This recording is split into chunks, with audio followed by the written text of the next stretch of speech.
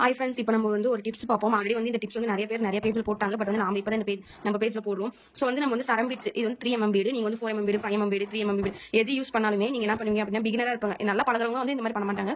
பிகினராக இப்போ ஸ்டார்டிங் இருக்கிறவங்க என்ன பண்ணுவாங்க அப்படின்னா, ஒவ்வொரு மணி இதை எடுத்துட்டு ஒரு பாக்ஸில் கீழே கொட்டிட்டு ஒவ்வொரு மணியை எடுத்து இது பண்ணுவாங்க. ஸோ வந்து அப்படி பண்ணாமல் நம்ம வந்து இந்த சரத்தில் இருக்குது இல்லையா, சரத்தில் இந்த முனையில் வந்துட்டு சும்மா இங்கே ஒரு லைட்டாக கட் பண்ணிக்கோங்க. கட் பண்ணிட்டு வந்து நீடியில் வந்து எப்பயும் போல இங்கே பாருங்க, நீடியில் வந்து நம்ம வந்து இந்த பீட்ஸ் உள்ள விட்டுட்டு உங்க பீட்ஸ் நீடில் வந்து எந்த அளவுக்கு நீளமா இருக்கோ அந்த அளவுக்கு நீங்க வந்து ஃபுல்லா ரொப்பிக்கோங்க. இப்போ பாருங்க, நான் வந்து ஃபுல்லா லோட் பண்ணிட்டேன். ஸோ வந்து இப்போ வந்து இந்த பீட்ஸ் வந்து நம்ம இந்த கையில இங்கே பிடிச்சிட்டு இப்போ வந்து இந்த கையை வந்து நம்ம இதில் வந்து இப்படி பிடிச்சிக்கணும்.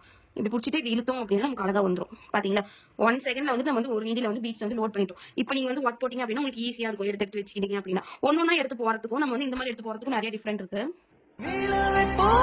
தூரத்தில் பார்க்கின்ற போதெல்லாம் துள்ளுகின்றேன்.